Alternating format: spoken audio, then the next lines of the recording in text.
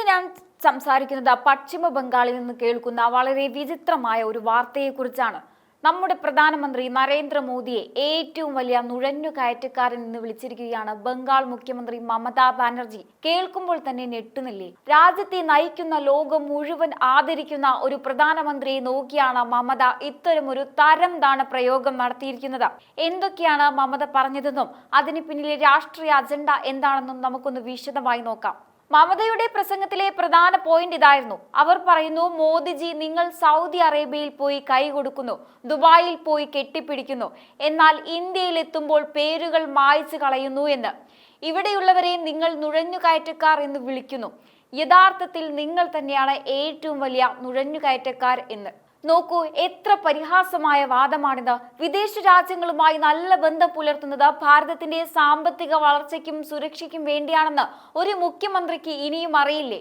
സൗദിയിലും ദുബായിലും മോദിജിക്ക് ലഭിക്കുന്ന ആദരവ് ഭാരതത്തിലെ 140 കോടി ജനങ്ങൾക്കുള്ള അംഗീകാരമാണ്. അത് കണ്ട് അസൂയപ്പെട്ടിട്ട് എന്ത് കാര്യം? ഇന്ത്യയിലെ ജനങ്ങളുടെ പേരുകൾ മോദിജി വെട്ടിമാറ്റുന്നു എന്നാണ് മമതയുടെ മറ്റൊരു പരാതി. സത്യത്തിൽ മോദിജി ചെയ്യുന്നത് എന്താണ്? അർഹതപ്പെട്ട ആനുകൂല്യങ്ങൾ യഥാർത്ഥ ആൾക്കാർക്ക് ലഭിക്കുന്നുവെന്ന് ഉറപ്പുവരുത്തുകയാണ്. അനധികൃതമായി നമ്മുടെ രാജ്യത്ത് കടന്നുകൂടിയവരെയും നമ്മുടെ അവകാശങ്ങൾ തട്ടിയെടുക്കുന്നവരെയും തിരിച്ചറിയുന്നത് എങ്ങനെയാണ് തെറ്റാകുന്നത്? നുഴഞ്ഞുകയറ്റക്കാർ എന്ന് വിളിക്കുന്നത് രാജ്യസ്നേഹമാണ് മമതേ. അത് നിങ്ങളുടെ വോട്ട് ബാങ്കിനെ ബാധിക്കുമെന്ന പേടിയാണോ പ്രധാനമന്ത്രിയെ ഇങ്ങനെ വിളിക്കാൻ നിങ്ങളെ പ്രേരിപ്പിക്കുന്നത്? ഇനി മറ്റൊരു കാര്യം കൂടി മമത പറയുന്നുണ്ട്. ഞങ്ങളുടെ അവകാശങ്ങൾ തട്ടിയെടുക്കാൻ ഞങ്ങൾ അനുവദിക്കില്ല എന്ന്. മമത ഉദ്ദേശിക്കുന്ന ആ ഞങ്ങൾ ആരാണ്? ബംഗ്ലാദേശിൽ നിന്ന് അനധികൃതമായ അതിർത്തി കടന്നു വന്നവരാണോ? സ്വന്തം രാഷ്ട്രീയ നേട്ടത്തിനു വേണ്ടി വിദേശികളെ സ്വാഗതം ചെയ്യുന്ന മമതയാണോ, അതോ രാജ്യത്തിന്റെ അതിർത്തികൾ കാക്കുന്ന മോദിയാണോ നുഴഞ്ഞുകയറ്റക്കാരൻ എന്ന് ജനങ്ങൾക്ക് നന്നായി അറിയാം. സ്വന്തം സംസ്ഥാനത്തെ നുഴഞ്ഞുകയറ്റം തടയാൻ കഴിയാത്ത മമത അതിർത്തി സംരക്ഷണം BSFന്റെ പണിയാണെന്ന് പറഞ്ഞ് ഒഴിഞ്ഞു മാറുകയാണ്. പക്ഷേ BSFനെ ജോലി ചെയ്യാൻ അനുവദിക്കാതെ തടസ്സപ്പെടുത്തുന്നതും ഈ തൃണമൂൽ സർക്കാർ തന്നെയല്ലേ? BJP ഇതിനെതിരെ വളരെ ശക്തമായാണ് പ്രതികരിച്ചത്. ഒരു മുഖ്യമന്ത്രിയുടെ കസേരയിൽ ഇരുന്ന പ്രധാനമന്ത്രിക്കെതിരെ ഇത്തരമൊരു ഭാഷ ഉപയോഗിക്കാൻ മമതയ്ക്ക് യാതൊരു അർഹതയുമില്ല.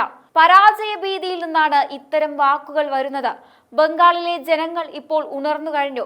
മമതയുടെ വോട്ട് ബാങ്ക് രാഷ്ട്രീയം ഇനി അവിടെ നടക്കില്ല. വികസനത്തിന്റെ കാര്യത്തിൽ മോദിയോട് മത്സരിക്കാൻ കഴിയാത്തതുകൊണ്ടാണ് വ്യക്തിപരമായ അധിക്ഷേപങ്ങളിലേക്ക് ഇവർ കടക്കുന്നത്. നരേന്ദ്രമോദിജി ഭാരതത്തിന്റെ അഭിമാനമാണ്. അദ്ദേഹം ലോകം ചുറ്റുന്നത് ഭാരതത്തിന്റെ വികസനത്തിന് വേണ്ടിയാണ്. വിദേശ നേതാക്കൾ അദ്ദേഹത്തെ കെട്ടിപ്പിടിക്കുന്നത് അദ്ദേഹത്തിന്റെ വ്യക്തിപ്രഭാവം കൊണ്ടാണ്. അത് കണ്ട അസൂയ കാണിക്കുന്ന മമതയോട് ഒരു കാര്യം പറയാനേ ഉള്ളൂ. ഇന്ത്യയിലെ സാധാരണ ജനങ്ങൾ മോദിയെ സ്നേഹിക്കുന്നത് അദ്ദേഹം അവർക്ക് വേണ്ടി ചെയ്യുന്ന കഠിനാധ്വാനം കണ്ടിട്ടാണ്.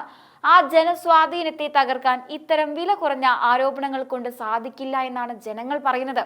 വിദേശ രാജ്യങ്ങളുമായി നല്ല ബന്ധം പുലർത്തുന്നത് ഭാരതത്തിന്റെ സാമ്പത്തിക വളർച്ചയ്ക്കും സുരക്ഷയ്ക്കും വേണ്ടിയാണെന്ന് ഒരു മുഖ്യമന്ത്രിക്ക് മനസ്സിലാവുന്നില്ലേ? സൗദിയിലും ദുബായിലും മോദിക്ക് ലഭിക്കുന്ന ആദരവ് ഭാരതത്തിലെ 140 കോടി ജനങ്ങൾക്കുള്ള അംഗീകാരമല്ലേ? മോദി അവിടെ പോയി കൈ കൊടുക്കുന്നത് രാജ്യത്തിന്റെ അഭിമാനം ഉയർത്താനാണ്. വിദേശ രാജ്യങ്ങൾ പോലും ആദരവോടെ ബോസ് എന്ന് വിളിക്കുന്ന നമ്മുടെ പ്രധാനമന്ത്രിയെ ഒരു മുഖ്യമന്ത്രി നുഴഞ്ഞുകയറ്റക്കാരൻ എന്ന് വിളിക്കുന്നത് എത്ര വലിയ അപമാനമാണ്. ഇത്രയും വിദ്യാഭ്യാസം നേടിയ വ്യക്തികൾ ഒരു സംസ്ഥാനം ഭരിക്കുമ്പോൾ അവർ വോട്ടിന് വേണ്ടി രാജ്യത്തെ തന്നെ തള്ളിപ്പറയുന്നത് കാണുമ്പോൾ ലജ്ജ തോന്നുകയാണ്. പ്രധാനമന്ത്രി വിദേശ നേതാക്കളെ കെട്ടിപ്പിടിക്കുന്നത് ഭാരതത്തിന്റെ പ്രതിച്ഛായ ഉയർത്താനാണ്. എന്നാൽ മമത ചെയ്യുന്നത് സ്വന്തം വോട്ട് ബാങ്ക് സംരക്ഷിക്കാൻ രാജ്യസുരക്ഷയെ പണയം വെക്കുകയാണ്. രാജ്യസ്നേഹത്തെക്കാൾ വലുതാണോ നിങ്ങൾക്ക് വോട്ട് എന്ന് മമതയോട് ചോദിക്കേണ്ടി വരും. ഇത്തരത്തിൽ തരം താണ പ്രയോഗങ്ങൾ നടത്തി പ്രധാനമന്ത്രിയുടെ കരുത്തിനെ ഇല്ലാതാക്കാമെന്ന് കരുതുന്നത് വെറും സ്വപ്നം മാത്രമാണ്. ജനങ്ങൾ എല്ലാം കാണുന്നുണ്ട്. വോട്ടിനു വേണ്ടി രാജ്യത്തെ ഒറ്റുകൊടുക്കുന്ന ഈ രാഷ്ട്രീയത്തിന് വരും കാലങ്ങളിൽ ശക്തമായ തിരിച്ചടി ലഭിക്കുമെന്ന് ഉറപ്പാണ്. ഈ പരാമർശങ്ങൾ കേൾക്കുമ്പോൾ സത്യത്തിൽ അതിശയമൊന്നും തോന്നില്ല.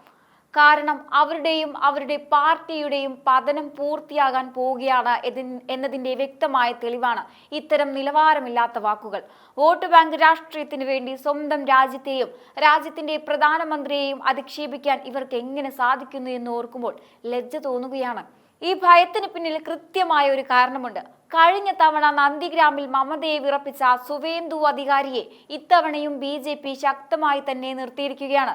അവിടെ തോൽക്കുമെന്ന് ഉറപ്പായപ്പോൾ പേടിച്ച് ഭവാനിപൂരിലേക്ക് ഓടിയ ചരിത്രമാണ് മമതയുടേത്.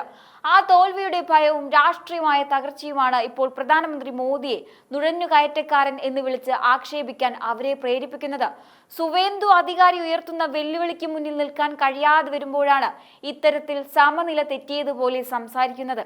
ഇത്രയും വലിയ പദവിയിൽ ഇരിക്കുന്നവർക്ക് കുറച്ചുകൂടി നിലവാരമാകാം. മോദിജി വിദേശ രാജ്യങ്ങളിൽ പോകുന്നതും അവിടുത്തെ നേതാക്കൾ അദ്ദേഹത്തെ ആദരവോടെ കെട്ടിപ്പിടിക്കുന്നതും ഭാരതത്തിന്റെ അഭിമാനം ഉയർത്താനാണ്. എന്നാൽ സ്വന്തം വോട്ട് ബാങ്ക് സംരക്ഷിക്കാൻ വോട്ടിന് വേണ്ടി രാജ്യസുരക്ഷയെ പണയം വെക്കുന്ന ഇത്തരം നേതാക്കൾ ഭാരതത്തിന് തന്നെ നല്ലതാണോ എന്ന് നിങ്ങൾ തന്നെ ഒന്ന് പറയുക. ലോകം മുഴുവൻ ഭാരതത്തെയും മോദിയെയും ആദരവോടെ നോക്കുമ്പോൾ സ്വന്തം നാട്ടിലെ ഒരു മുഖ്യമന്ത്രിക്ക് അത് കാണാൻ കഴിയുന്നില്ലെങ്കിൽ അത് അവരുടെ കാഴ്ചപ്പാടിന്റെ തകരാറാണ്. നന്ദിഗ്രാമിൽ സുവേന്ദു അധികാരിയോട് പരാജയപ്പെട്ട ആ പേടി മാറ്റാൻ പ്രധാനമന്ത്രിയെ ചീത്ത വിളിച്ചിട്ട് എന്ത് കാര്യമാണുള്ളത്? സ്വന്തം രാജ്യത്തിന് വേണ്ടി, നമ്മുടെ സുരക്ഷയ്ക്ക് വേണ്ടി ഓരോ കാര്യങ്ങൾ ഓരോന്നായി അദ്ദേഹം ചെയ്യുമ്പോൾ അത് കാണാതെ കുറ്റം പറഞ്ഞു നടക്കുന്നത് അങ്ങേയറ്റം ലജ്ജാവഹമാണ്. വിദേശ രാജ്യങ്ങളിൽ പോയി അവിടുത്തെ നേതാക്കളുമായി സൗഹൃദം പങ്കിടുന്നത് ഭാരതത്തിന്റെ വികസനത്തിന് വേണ്ടിയാണ്. അത് കണ്ട് അസൂയപ്പെടാനല്ലാതെ നിങ്ങൾക്ക് എന്താണ് കഴിയുക? ലോകം മുഴുവൻ ആദരവോടെ നോക്കുന്ന ഒരു ഭരണാധികാരിയെ ഇങ്ങനെ അധിക്ഷേപിക്കുന്നത് കാണുമ്പോൾ ഭാരതത്തെ സ്നേഹിക്കുന്ന ആർക്കും അത് സഹിക്കില്ല. മമതയ്ക്ക് ബുദ്ധി പറഞ്ഞു കൊടുക്കാൻ അവിടെ ആരുമില്ലേ എന്ന് നമ്മൾ സംശയിച്ചു പോവുകയാണ്. മമതാ ബാനർജിയെ പോലെ തന്നെ മറ്റൊരു വ്യക്തിയുണ്ട്, നമ്മുടെ പപ്പുമോൻ. ഇവർ രണ്ടുപേരും ഒരേ നാണയത്തിന്റെ രണ്ട് വശങ്ങളാണ്. മോദിജി ചെയ്യുന്ന വികസന പ്രവർത്തനങ്ങൾ കണ്ട് ഇവർക്ക് രണ്ടാൾക്കും ദഹിക്കുന്നില്ല. ഇന്ത്യക്കകത്തു നിന്ന് മോദിയെ എതിർക്കുന്നത് പോരാന് വിദേശ മണ്ണിൽ പോയി സ്വന്തം രാജ്യത്തെ അധിക്ഷേപിക്കുന്ന നിലവാരമില്ലാത്ത രാഷ്ട്രീയമാണ് രാഹുൽ ഗാന്ധി പയറ്റുന്നത്. ഭാരതത്തിന്റെ ജനാധിപത്യം അപകടത്തിലാണെന്നും വിദേശ ശക്തികൾ ഇടപെടണമെന്നും വിദേശ രാജ്യങ്ങളിൽ പോയി പ്രസംഗിക്കുന്ന ഇവർക്ക് എങ്ങനെയാണ് ഈ രാജ്യത്തെ സ്നേഹിക്കാൻ കഴിയുന്നത്? മോദിജി വിദേശത്ത് പോയി ഭാരതത്തിന്റെ യശസ് ഉയർത്തുമ്പോൾ രാഹുൽ ഗാന്ധി അവിടെ പോയി ഇന്ത്യയെ താഴ്ത്തിക്കെട്ടാനാണ് ശ്രമിക്കുന്നത്. മമതയാകട്ടെ വോട്ട് ബാങ്ക് സംരക്ഷിക്കാൻ നുഴഞ്ഞുകയറ്റക്കാർക്ക് ചുവപ്പ് പരവതാനി വിരിക്കുകയും പ്രധാനമന്ത്രിയെ നുഴഞ്ഞുകയറ്റക്കാരൻ എന്ന് വിളിക്കുകയും ചെയ്യുന്നു. ഇത്രയും വലിയ പദവികളിൽ ഇരിക്കുന്നവർക്ക് വോട്ടിന് വേണ്ടി രാജ്യത്തെയും പ്രധാനമന്ത്രിയെയും ഇത്തരത്തിൽ ഇല്ലായ്മ ചെയ്യാൻ ശ്രമിക്കുന്നത് കാണുമ്പോൾ സത്യത്തിൽ ലജ്ജ തോന്നുകയാണ്.